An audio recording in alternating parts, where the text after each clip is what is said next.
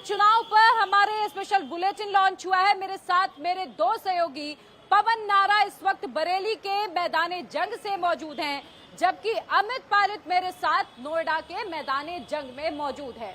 लोकसभा के चुनाव के लिए पहले चरण की वोटिंग 19 तारीख से शुरू हो जाएगी।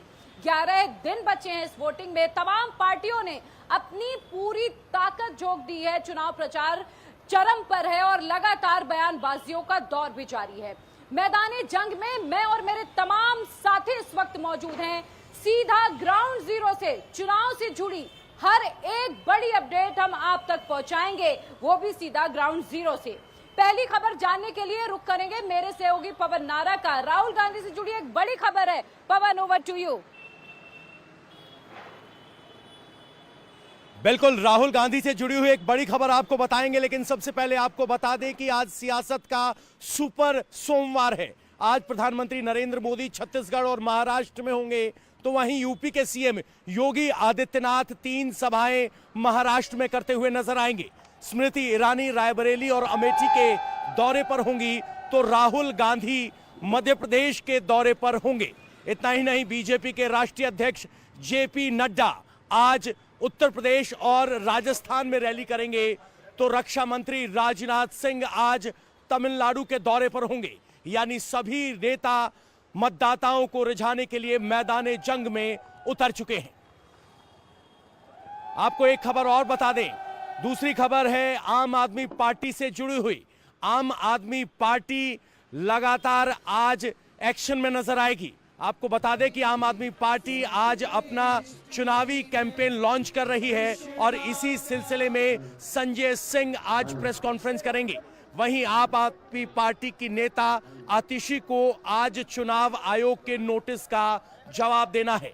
इतना ही नहीं, के कविता, जी हां, शराब घोटाले में जेल में बंद के कविता की जमानत पर सुनवाई आज होनी है। इसके अलावा उद्धव ठाकरे के एक मामले की सुनवाई भी आज अदालत में होनी है। यानी एक तरफ नेता मैदाने जंग में उतर चुके हैं, राजनीति रैलियां कर रहे हैं, और अब दूसरी तरफ आम आदमी पार्टी के लिए भी आज के लिए दिन बड़ा है। अब आपको अगली खबर दे दें। अगली खबर है राहुल गांधी से जुड़ी हुई।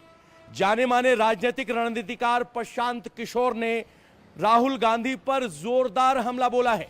आइए आपको बताते हैं कि प्रशांत किशोर क्या कह रहे हैं। प्रशांत किशोर राजनीतिक रणनीतिकार हैं, लेकिन आजकल जन स्वराज के साथ बिहार के मैदाने जंग में उतरे हुए हैं। प्रशांत किशोर ने कहा है कि राहुल गांधी को कुछ समय के लिए पीछे हटना चाहिए। प्रशांत ने कहा है कि राहुल का चेहरा दिखाकर कांग्रेस लगातार हार रही है, उसका ग्राफ नीचे जा रहा है, इसलिए अगर कांग्रेस को वापसी करनी है तो राहुल गांधी को कुछ समय के लिए पीछे हटकर दूसरों को मौका देना चाहिए। राहुल गांधी भी शायद कुछ ऐसी ही सोच रखते हैं, इसीलिए कांग्रेस अध्यक्ष के तौर पर मल्लिकार्जुन खड़गे को आगे किया गया था। लेकिन प्रशांत किशोर कह रहे हैं कि राहुल गांधी पीछे हटे, उनका चेहरा नहीं किसी और का चेहरा आए आगे, ताकि विश्वास बढ़ सके। यानी राहुल गांधी को तीखी सलाह दी। भले ही राहुल गांधी कांग्रेस के अध्यक्ष ना हो, लेकिन उनकी भूमिका कुछ इसी तरीके की रही है, और यही वजह है कि अब प्रशांत किशोर कह रहे हैं कि ऑल्टरनेटिव अगर देना है तो राहुल गांधी को पीछे हटना होगा, क्योंकि अब अभी तक राहुल गांधी वो डिलीवर नहीं कर पाए हैं जो उनका चेहरा आगे करके मिलना चाहिए। कहीं ना कहीं उनको एक फुल स्टॉप तो नहीं कहूंगा, लेकिन एक सेमी कोलोन जरूर डालना चाहिए। भाई 10 साल आपने प्रयास किया, 3 चुनाव लड़े, किसी वजह से सही या गलत आपको सफलता नहीं मिली। There is no harm in just taking a back step, भैया तुम चला के देख लो 5 साल।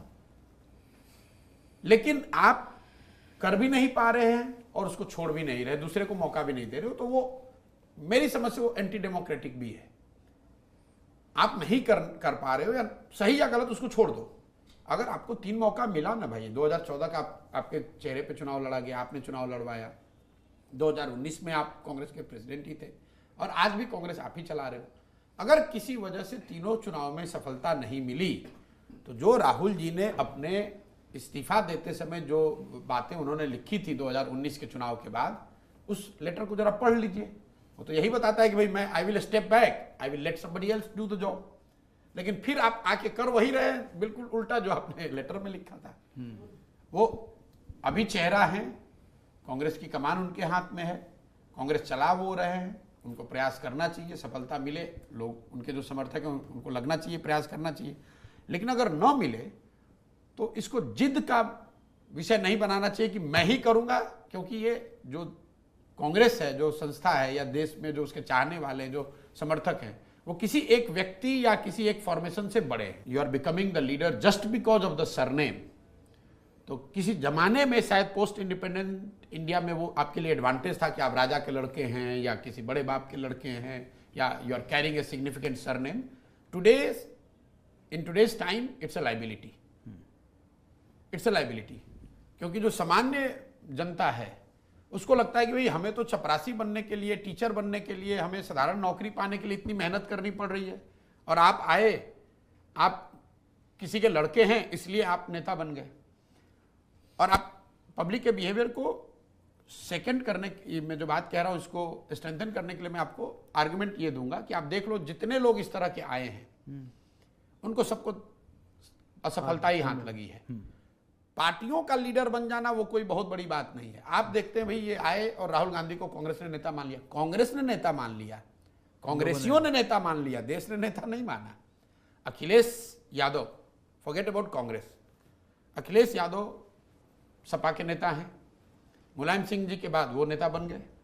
लेकिन आप में से बहुत कम लोगों ने ध्यान दिया होगा कि अखिलेश यादव के सपा के नेता बनने के बाद आज तक समाजवादी पार्टी कोई भी चुनाव लोकसभा या विधानसभा में जीत नहीं पाई है, ना विधानसभा ना लोकसभा। तो आप देख रहे थे प्रशांत किशोर सलाह दे रहे हैं, लेकिन शायद 24 के लिए सलाह में देर हो चुकी है।